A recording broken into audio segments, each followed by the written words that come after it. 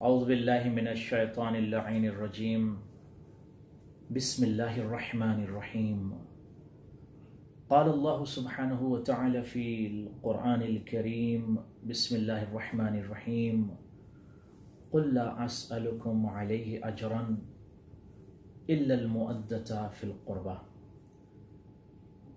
خالق اکبر پروردگار عالم نے قربہ کی محبت کو واجب قرار دیتے ہوئے نبیوں کے سلطان و سردار کے ذریعے سے اہل بیت کی محبت کا مطالبہ کیا ہے۔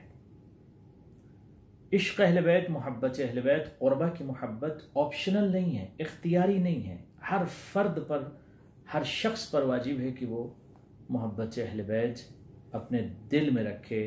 عشق اہل بیت ضروری ہے، اسینشیل مسٹ ہے۔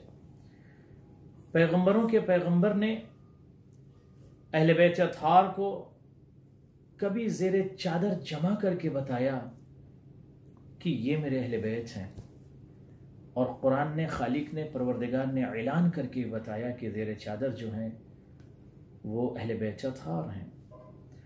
کبھی انہیں میدان مباہلہ میں لے جا کر پوری دنیا کے سامنے اس بات کا اعلان کیا کہ یہی ہمارے قربا ہیں، یہی اہل بیت اطہار ہیں۔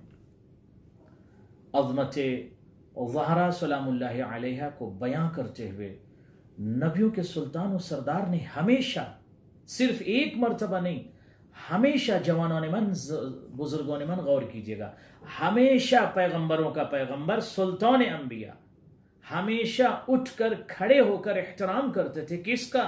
اپنی بیٹی کا، عصمت کبریٰ کا، مملکت شرف کی شہزادی حضرت فاطمہ سلام اللہ علیہا جب بھی نبی صلی اللہ علیہ وآلہ وسلم کے پاس آتی تھی، نبیوں کا سلطان اٹھ کے کھڑا ہو جاتا تھا اور کھڑے ہو کر احترام کر کے اس بات کا اعلان کیا کہ یہ صرف نبی احترام نہیں کر رہے بلکہ نبوت جس کا احترام کرے اسے زہرا کہتے ہیں، اسے بطول کہتے ہیں۔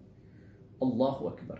مگر کیا لوگوں نے عظمت جناب زہرا سلام اللہ علیہ کو نگاہ میں رکھا؟ نہیں، بلکہ شہادت جناب فاطمہ سلام اللہ علیہ بعد میں واقع ہوئی، شہادت پیغمبر پہلے۔ نبیوں کے سلطان کی شہادت کے بعد زہرا سلام اللہ علیہ پر ظلم کا آغاز ہو گیا۔ نبیوں کے سلطان کی بیٹی کو بہت ستایا گیا، بہت تڑپایا گیا، بہت ستایا گیا، بہت رلایا گیا۔ کبھی اس دروازے پر کہ جس دروازے پر نبیوں کو سلطان اکثر کھڑے ہو کر سلام کرتے تھے، اس دروازے کو مجرمین نے اور حاکمین نے، ظالمین نے جلا دیا اس دروازے کو، اور نبیوں کے سلطان و سردار کی بیٹی زخمی ہو گئی۔ اتنا ستایا ہے کہ نبیوں کے سردار کی بیٹی جب تک زندہ رہی اپنے بابا کے شہادت کے بعد یہی مرثیہ پڑھتی تھی، صبت علی مصائب لو انہا، صبت علی الایام سرنا لیالی، بابا بابا آپ کے جانے کے بعد مجھ پر اتنی مصیبتیں، مصائب ڈھائے گئے کہ اگر یہ مصائب دن کے اجالے پر پڑتے بابا تو دن کے اجالے اور رات کی تاریکی میں بدل جاتے بابا۔ یہ مرثیہ کس کا ہے؟ نبیوں کے سردار و سلطان کی بیٹی کا مرثیہ ہے۔ عزیزان من، اور ستم بالائے ستم یہ ہوا کہ 8 شوال کو شہادت کے بعد، 8 شوال یہ جو تاریخ جسے ہم یوم غم کہتے ہیں، 8 شوال کو سعودی حکومت نے کیا کیا؟ قبر حضرت زہرا سلام اللہ علیہ کو منہدم کر دیا، آل نبی کی قبور کو جنت البقیع میں منہدم کر دیا، مقدسات کو ڈھا دیا، پیغمبروں کے پیغمبر کی بیٹی کو اتنا ستایا زندگی میں اور شہادت کے بعد بھی ان کی قبر کو مسمار کر دیا۔ دنیا کے تمام لوگوں سے میری گزارش ہے کہ ایتھیکل طریقے سے میں یہ اپیل کر رہا ہوں تمام جوانوں سے، بلا تفریق مذہب و ملت و دھرم، میں یہ گزارش کر رہا ہوں کہ جس انسان کے قلب میں، حیات میں، شعبہ حیات میں ذرا سی بھی انسانیت ہے، وہ سعودی حکومت سے مطالبہ کرے کہ جناب زہرا سلام اللہ علیہا اور ائمۃ الاطہار کی قبور کو جو جنت البقیع میں منہدم کر دیا گیا ہے اس کی تعمیر ہونی چاہیے۔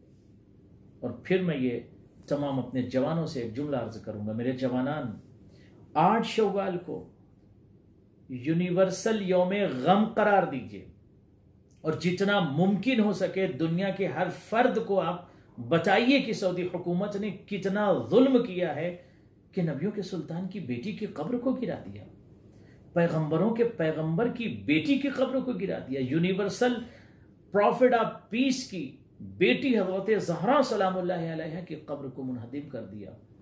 آپ کی آواز دبے گی نہیں، بلکہ آپ کی آواز حکمرانوں کے کانوں سے ٹکرائے گی، اور انشاءاللہ تخت و تاج ہلیں گے، اور حکومتیں ختم ہو جاتی ہیں، اور حکومت کا خاتمہ ہوتا ہے، ظالم حکومتیں جہاں بھی ہوں ان کا خاتمہ ہوتا ہے۔ اگر پوری دنیا میں کوئی شے رہ جائے گی تو وہ ہے انسانیت، اور انسانیت کا رہبر و پیشوا ائمۃ الاطہار اہل بیت اطہار علیہم السلام۔ لہٰذا آخر میں گزارش کروں گا کہ 8 شوال کو یونیورسل یعنی عالمی یوم غم قرار دیجئے، اور اس دن ہر فرد جتنا آپ سے ممکن ہو سکے آپ اس ظلم کے خلاف آواز اٹھائیے، اور یہ بتائیے ہر فرد کو ایتھیکل طریقے سے کہ دیکھیے نبیوں کے سلطان کی بیٹی کی خطا کیا تھی، کیا خطا تھی، کیوں اتنا ظلم کیا گیا، اور ظلم بالائے ظلم کہ ان کی قبر کو ڈھا دیا گیا۔ لہٰذا انشاءاللہ ہم امید قوی کرتے ہیں کہ وہ دن قریب ہے کہ جب جنت البقیع میں منہدم شدہ قبور کی تعمیر کا سلسلہ جاری ہوگا۔ والسلام علیکم ورحمۃ اللہ وبرکاتہ۔